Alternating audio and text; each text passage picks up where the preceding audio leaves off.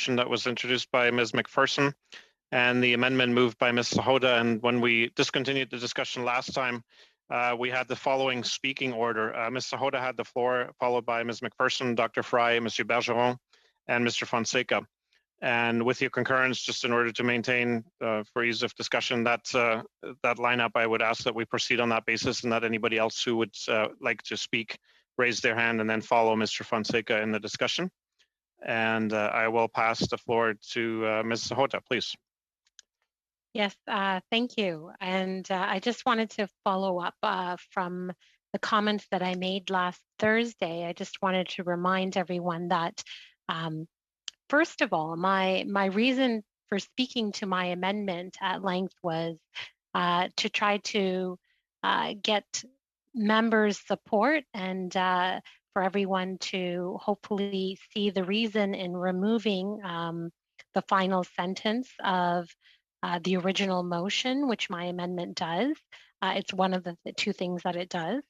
And that is so that it doesn't block up more legislative time in the House. And I think I spoke to that in great detail.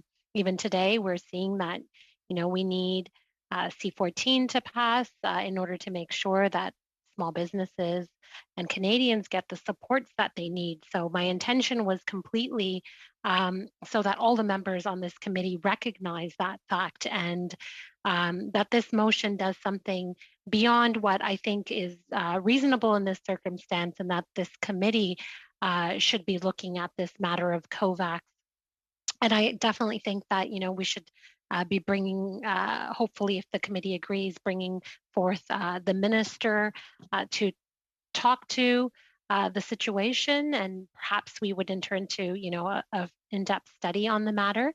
And I also, take contention with the fact that it was mentioned in the House over and over again that this was somehow the reason for my persistence on this amendment was for somehow a reason. The actual reason behind that was to block the Uyghur report that was done by the Subcommittee on Human Rights, and that was absolutely not the intention.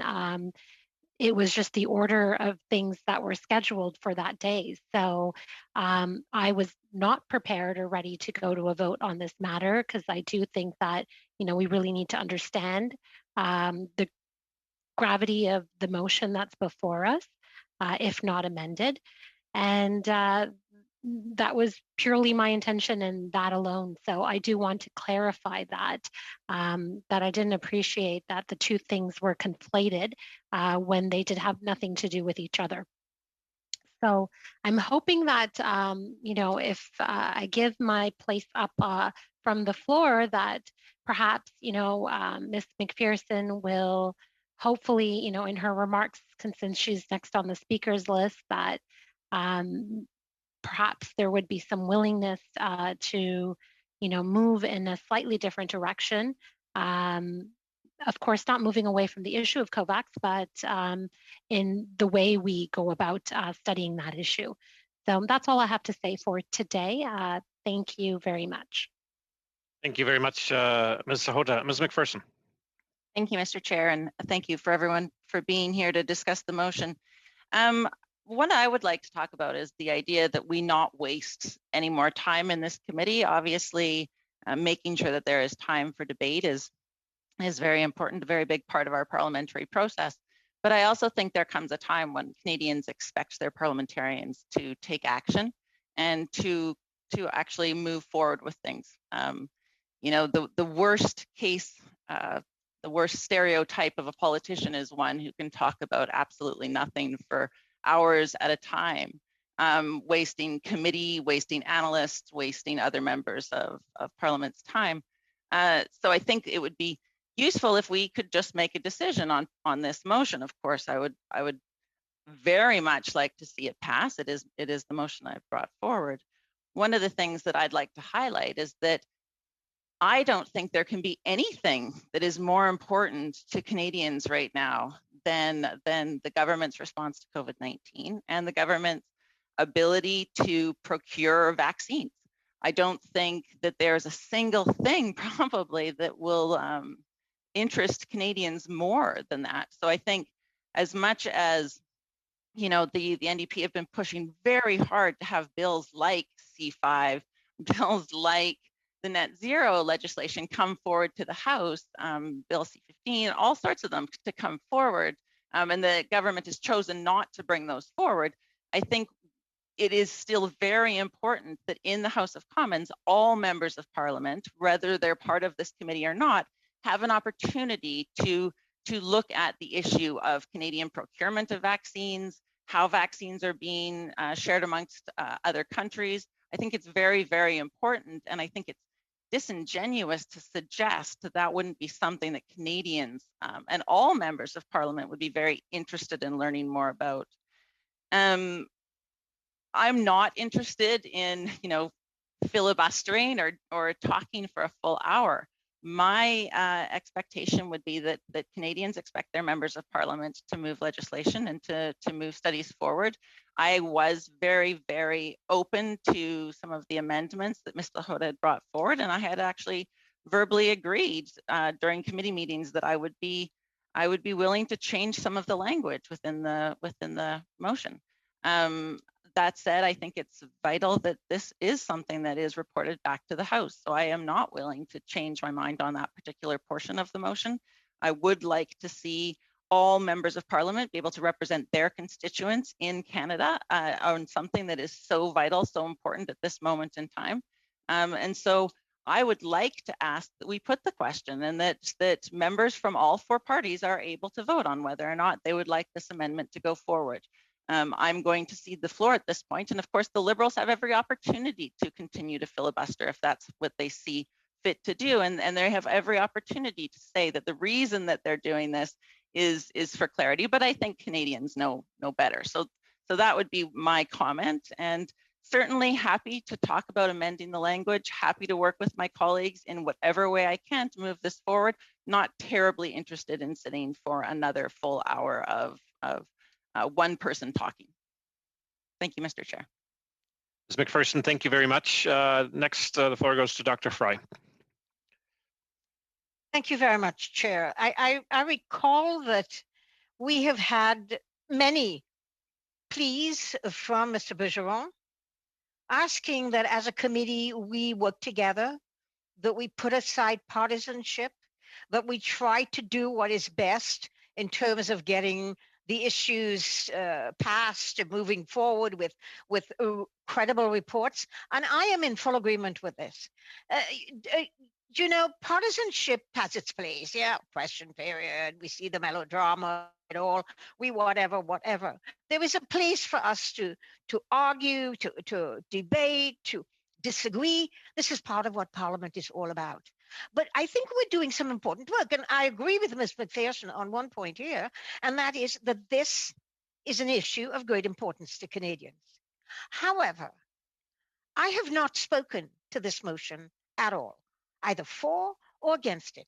I have not had that opportunity to do so, to put my ideas and my concerns about it on the floor and to try and end up with something coming out of this committee that is, at the end of the day, in the best interests of Canadians. And so to suggest that because I want to have my time to put what I need to put towards my colleagues so that they can decide whether I brought up a point that gave them an aha moment and they said, oh, I didn't think about that. I think I might agree with that. Or, oh my gosh, she's out to lunch. I mean, all of those things are part of what we do when we debate. And to stifle debate because there is a hurry to get a motion passed means that I am being deprived of my right to speak to this motion. And I have not had that right ever since this motion came onto the floor.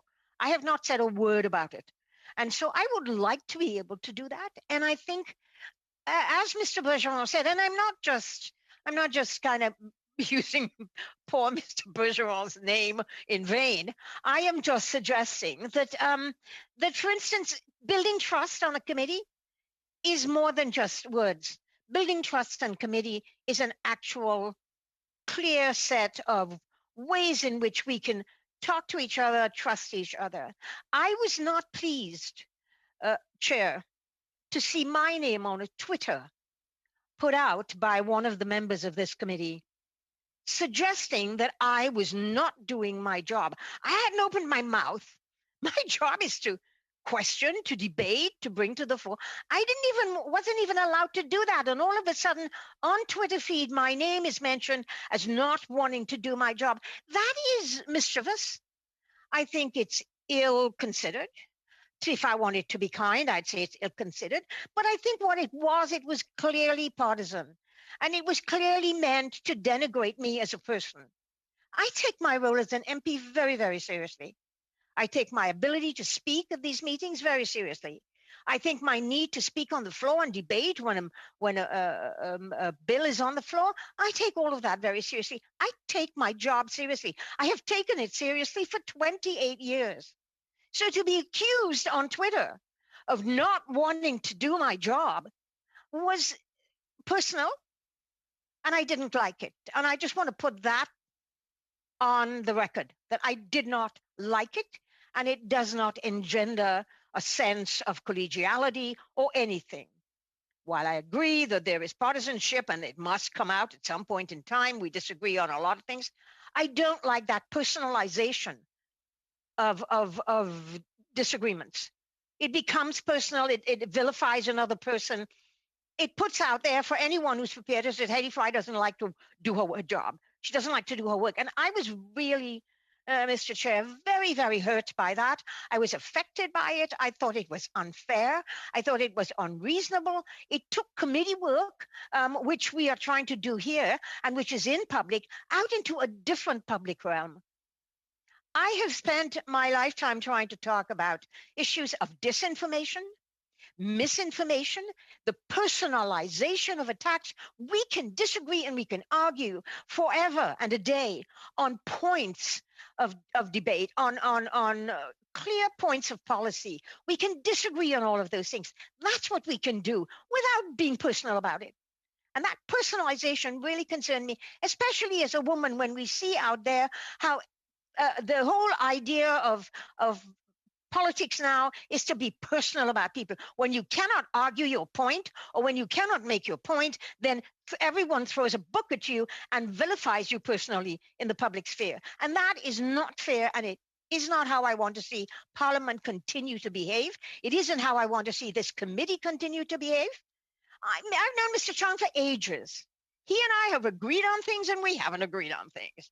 But I still have a great deal of respect for his intelligence and his integrity, because I have seen him behave in the past, long before all of you were born. I have seen him behave with integrity. And I will always bow to him on that. But the right to disagree with him is something that I still hold dear.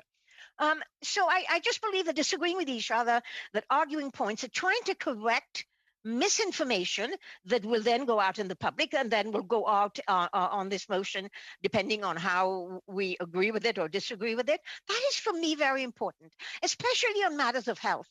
And disinformation is dangerous to the public, just as much as getting vaccines out to the public. Disinformation about vaccines, about how they work, about variants, about what the COVAX agreement was intended to be, how it was intended to work, which is all in writing from Gavi and on COVAX. It's all clearly stated. To then state it wasn't so, for me, is disinformation. And you know, politicians have, just like journalists have, we have to give the facts and let the public decide. Let the public disagree. Let the public say, I think I don't want to ever vote for that person again because I think they're out to lunch. You know, that's the right, that's democracy in action.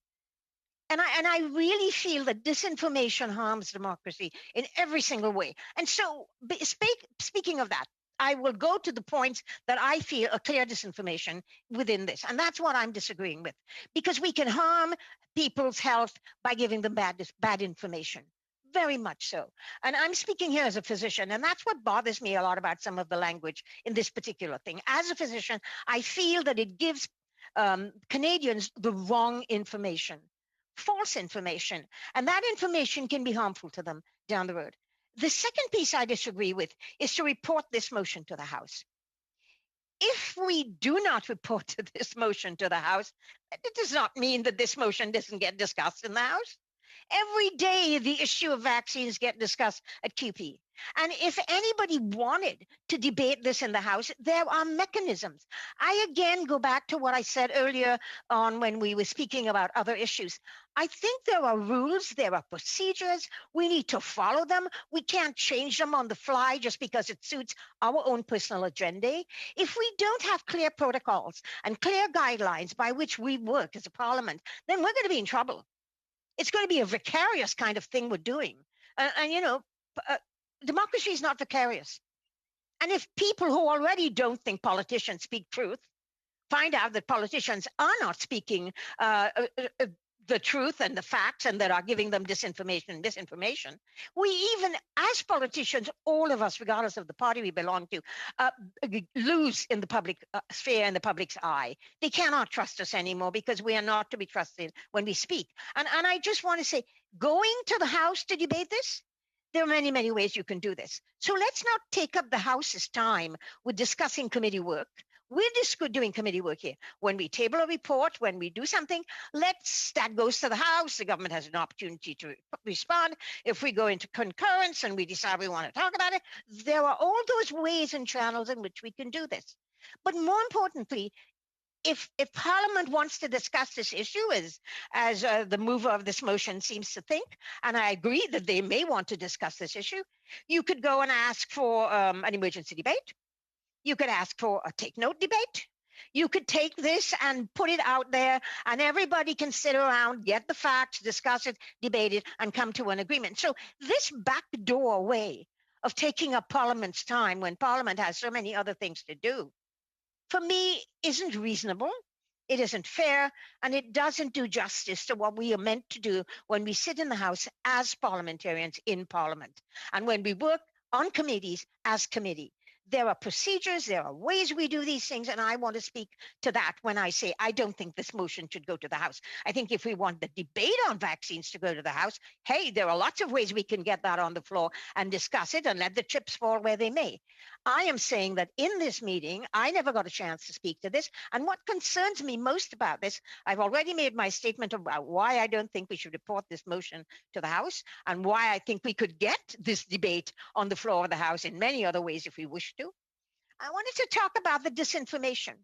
First and foremost, this motion speaks to the fact that the government, due to failures by the government to ensure adequate supply of vaccines for Canadians through national manufacturing, we cannot ensure national manufacturing when we do not have a national manufacturing pharmaceutical industry in this country yet. I mean, that was dismissed. We used to have something called Connaught Labs. It worked. We could make our own vaccines at the drop of a hat. That's the first thing. That was canceled by Brian Mulroney's government. For rightly or wrongly, that was canceled. We don't have it. You do not suddenly develop an ability to make vaccines and to make pharmaceuticals in 3 months. The miracle of the fact that we have got vaccines and we've got 7 of them out there working their way through the system and that we have now bought 4 of those is a miracle in itself. Vaccines take an extraordinarily long time. And one of the most important things we don't know, and we heard variants here, the understanding what variants are and understanding why we're discussing the problem of variants is something that I would really like to explain.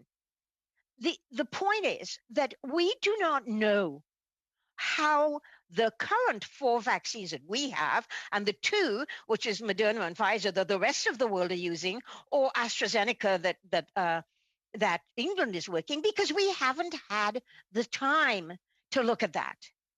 We've had clinical trials actually occur in the shortest possible time. The idea of clinical trials is to see whether it will harm people even though it may be effective. Those are the 2 things you're looking for in clinical trials. Are they effective? Yes. Do they work? Yes. Do they harm people? That's a question you want to find out. Do they harm them in the short term? Do they harm them in the medium term? Do they harm them in the long term? So they can know that when we give people something that at the end of the day, 2 years from now, people are not going to come up with a side effect that is harmful to their health because the work hadn't been properly done. That's why I think we need to talk about procurement. We need to okay these. We need to make sure they're safe and effective. We did that with the first two, Pfizer and Moderna. Now we were looking at Johnson & Johnson, and we're seeing that Johnson & Johnson has been shown to be 66% effective, but everyone who understands epidemiology and who understands vaccine is saying that really doesn't matter. Get the 66% effective, people, because at least if you get COVID and you get sick, it's not going to make you so ill that you could die.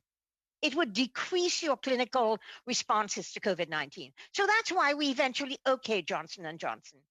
I mean, these are the reasons why things take a while. AstraZeneca, again, we wanted to make sure that Canada felt sure that we were putting something safe and effective into the arms of Canadians. So that's the first thing I wanted to explain about vaccines. Making a vaccine, you cannot just go into any pharmaceutical laboratory or any pharmaceutical industrial complex and make a vaccine. Vaccines are different from making drugs, making treatments. Vaccines require certain very specific criteria if a vaccine is going to be safe and is going to be made according to international standards. Canada cannot just suddenly throw out a door, open it and say, hey, let's make vaccines, baby. We can do this. That doesn't happen in the blink of an eye. So to suggest that we could not ensure an adequate supply through national manufacturing is actually not true. It's false information. And it doesn't understand how vaccines are made. And vaccines, we have 4 vaccine laboratories that we could use to make vaccines in Canada, but they don't have capacity, which is initially what happened with Moderna and Pfizer. There was not enough capacity. Nobody expected that this pandemic would kill so many people and spread so closely and have a second wave all around the world. And suddenly, 2 vaccine manufacturers that everyone was depending on did not have the ability and the capacity to make those vaccines to respond to global supply. That's the first thing. The second thing is, which is something that we had no control over as Canadians. The second thing is that we also know that we are not a pharmaceutical nation. We don't make vaccines. We don't make pharmaceuticals yet. And I firmly believe we should go there. We should get there. We should become a powerhouse in terms of vaccines and pharmaceuticals and treatments. I really believe that that's where we should be heading. And I think that's where the government is trying to go right now, but it's going to take a while. So my argument is this. When you have pharmaceuticals like Pfizer being made mostly in Europe and in the United States, guess who's going to get the first dibs at it? The country that is carrying the industry on its shoulder, the country in which the industry is actually making their vaccines. So Europe, we heard how Europe didn't want the vaccines to go out to anybody else because they wanted it for the European Union. Okay, we may think that's unfair, that's dog in the manger, that's whatever, but they had a right to make those decisions as Europe. We see here that the United States has the ability to manufacture Pfizer vaccines. The United States has the ability to manufacture quite a few vaccines because they are a pharmaceutical industrial nation. So there we go. I know for a start that in my riding, AbCellera, which is a stem cell company, came to me and wanted to take their work to the government to get money to start up. They started up, they created something that was able to be given to Donald Trump when he got sick. That's why he didn't stay sick for a long time. That's why he was able to come up in 2 days and work, because what it did was it was not a vaccine, but it brought down the impact of the clinical effect of COVID on most people, and they didn't have to go to hospital and they didn't have to die. I know that because I've been following AbCellera. But guess what? AbCellera had to go to get a company called Eli Lilly, which is a pharmaceutical company based in the United States, to produce their vaccines because there was no capacity here. But now we are helping them with capacity. And in my city and in my riding, they're building and expanding to be able to produce this particular drug for people if they get COVID. Now, so these are the things that by using simple language that are meant to create anxiety in people, which isn't fair when people are already anxious and already feel powerless, to give them information that is not real and that is false. I think that for me, that really disturbs me as a physician. So all of that language, which I think is unfair and not based on fact and not based on understanding the issues, isn't fair. And it is bad for us to pass something that's going to make Canadians think that this is true. Now, the other one is that COVAX was an initiative intended to provide vaccines to high-risk individuals in low and middle-income countries. Yes, it was, but that was only part of what it was meant to do. And if you read actually Gavi and COVID, they say very clearly that the richer countries were allowed and should have used that vaccine on one half of it to be able to help them to provide vaccines for their people, which is precisely what our government wanted to do. And that other governments were asking to do.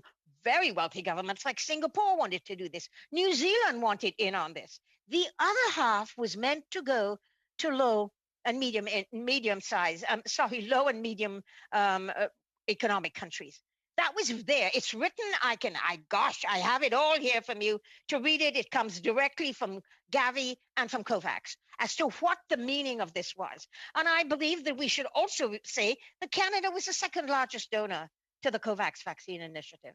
So here are some things that people aren't hearing. All they're hearing is, oh my gosh, Canada is such a nasty, selfish little country. And that is not true. And that is disinformation once again. And it doesn't help Canadians to have faith in whoever becomes a government if we aren't anymore. It doesn't allow the people of Canada to believe that a Conservative government will lie to them. It doesn't make people believe that they can trust governments. We are all here to make people trust governments and parliaments. And when we give them this information, we destroy our own credibility in the process. Now, the committee recognizes that this failure by the government to secure domestic supply makes Canada more vulnerable to dangerous variants and extends the detrimental global economic impacts of COVID. Now, that is a big leap of faith here. That is a big jump in things that aren't true. Right now, I can tell you that in my city of Vancouver, the Vancouver Public Health Officer came to an International Women's Day breakfast, and she talked about the issue of what's happening with vaccines in Vancouver. And she said they no longer have any outbreaks in their long-term care facilities because these are the people who have already been given vaccines. So when we make it sound that people are going to die because we don't get them, it is working. Provinces distribute vaccines. Provinces are distributing it in a way that they think are necessary to protect very high-risk populations, and that's what's happening. Now the next phase is being rolled out. We now know that in spite of when this was written, there was a lot of concern. Now we have 8 million vaccines by the end of this month. That's literally less than 3 weeks from now. We know that by the end of June, we will actually going to have about 35.5 million doses. I mean, we know that a first dose is an important thing. And we know you can now wait 4 weeks before you get a second dose. So knowing that by Canada Day, we're going to have the ability to have every Canadian who wishes a vaccine vaccinated is really important. And the term wishes a vaccine, the government of Canada cannot make people take a vaccine. We have to use the word wishes the vaccine. The choice to have any kind of treatment, any kind of intervention, any kind of people put anything into your body is an individual decision that the Charter of Rights and Freedoms actually preserves. You can't make people have a vaccine. So the term, if they wish a vaccine, is a very important term. It respects the right of individuals to decide how they want to be treated, as we do every day as physicians. We don't just say to physicians, I'm putting you in the hospital, I'm going to give you this, and I don't care if you like it. People have to agree. This is an individual kind of thing that people do. It's their bodies. Now, if people don't want vaccines, they shouldn't be forced, and they cannot be forced under the law to be made to do that. So the terminology, if they wish, as some people I have heard saying, is a sort of like a weasel thing of saying, it isn't. It's very clear that I can't, and I never did, tie my patients down and force them to have interventions that I wanted them to do. So here's the thing. Do we feel that right now Canadians are still feeling powerless? Do we think that right now Canadians are still grieving? Do we think that right now Canadians are concerned for their children because we still don't understand how it's working in children? Every week we get new information about how this vaccine is evolving, how this vaccine is changing. Every day we're learning something new. And so the ability for us to be able to get that right information and change within once we get the new information to change protocols, to change the way we do things, is good medicine. It's good evidence-based medicine. It is looking at the science. We can't walk away from that. We don't change science because we want it to change, because partisan, ideally we think it should change. Science is evolving. It always does. There is no illness I know of that we know about today that we won't know more about, or different things about 2 years from now, that won't give us different information on how we treat a patient or how we deal with the problem 2 years from now. And if you think that is not so, then you better go and start learning a little bit about how science works, and the science of COVID, and the science of viruses, and the fact that viruses have a tendency to evolve far more rapidly than others. We have 3 variants we know of. We don't even know if right now in other parts of the world, new variants are evolving. And we don't know if the vaccines we have now will work against those variants. We don't know that. This is all happening, as we speak. And I know this as a physician, the things happen as we speak. You change your prognosis on a patient based on what happens to that patient after you give them your initial treatment. And they may change, they may respond, they may not respond. Every patient is an individual human being that responds in a different way to anything that we give them or do to them. And so I wanted to say that what I don't like about this, I think, is that it is misleading. It increases and ramps up the anxiety of Canadians out there. And our job as governments is to protect them, to give them the facts. They may not be nice facts. We may not like it. But we need to keep making sure that they can trust that in a case like this, when there is a real common enemy that we all face, whether we're NDP or Conservatives or Bloc or Independents, all of us face the COVID. It's a common foe. It's a common enemy. We need to be banding together, getting the truth, listening to the science, looking at the evidence, and helping Canadians to feel secure that they are going to be looked after to the best of anybody's ability, given what science is telling us today. And it doesn't mean that 2 weeks from now we can find out new things and we may have to say a totally different thing to Canadians. When we don't explain this to them, when we make them think that if they get a vaccine, even now, and they get 2 doses of a vaccine, that they will be able to throw away their masks and walk around and do anything they want and not get sick. This is not true, people. This is not true. Fauci in the United States just said the other day publicly that he thinks people are still going to have to be wearing masks till the end of 2022. Viruses are very crazy, sneaky, sly, intelligent organisms. More than any other disease, viruses carry this intelligence within them that make them evolve very rapidly. So what I'm saying is I understand that this motion was intended to say, let's find out what's going on. Let's get to the truth. Let's make sure that we discuss this in the House. I'm in agreement with all of that. But what is written in this exact motion, which I cannot support, is that a lot of it is misleading. A lot of it is actually not based on scientific fact. And a lot of it leads Canadians into believing or non-believing certain things that are really, really important for their ability to survive this virus. And I want to know that all of us in this place are able to stand together and say, we don't care what political party we belong to. We are here to make sure that we get this virus, we contain it, we help Canadians to survive it, we do whatever we can. And that is where I stand, and that's where I continue to stand. And a debate on this in the House, I will participate in that debate. I'm not saying we shouldn't talk about it. But let's make sure when we talk about things, we get the facts, we get the truth. We have the science, we have the information, we have that data, so we can make good decisions. Informed consent is something that you do in medicine. Patients make a decision based on what you tell them to be the truth about what is going on, about their illness, about their treatment, about their chances of survival, about everything. And if you don't give patients the ability to make informed consent, you will not be able to get through to this. And I am pleading to you as a physician that I want us to be able to understand this. Dr. Fry, let me pause you. Let me pause you for a second. We have a point of order from Monsieur Bergeron. Please, la parole est à vous. Oui, Monsieur le Président, nous avons des... Over to you, sir. Yes, Chair, we have overshot 5:30 on the clock, and I think that we have all heard enough of this monopolizing of the committee, and I would like to call for adjournment. Thank you very much, Mr. Bergeron. Still views that that are being brought out. Members still want to speak on this motion. Dr. Fry has the floor as it currently stands. I propose with the consent of the committee that we, just like we did last time, preserve. Point of order. Can I just finish Okay. very briefly? That we preserve the speaking order that we have, which is Dr. Fry, Monsieur Bergeron, Mr. Fonseca, Mr. Oliphant. Unless there's strong views to the contrary, that we adjourn now and continue the discussion at the immediate next available opportunity. But I would like to hear other members on the point of order that was raised by Monsieur Bergeron before we make a decision.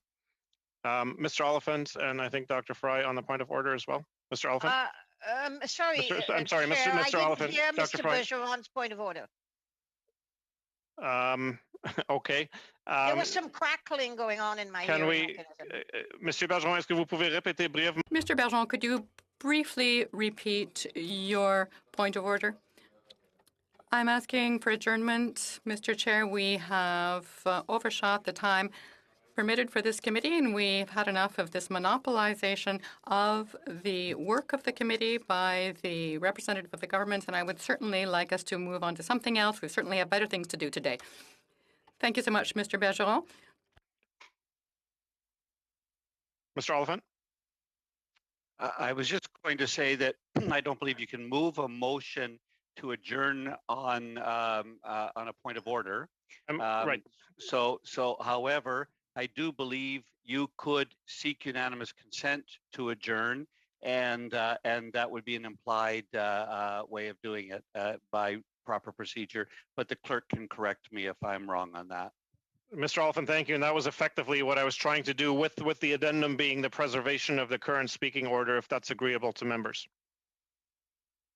Our colleagues agreed? Okay, then we stand adjourned on that basis. And thank you, colleagues. Thank you, House of Commons team. Merci beaucoup.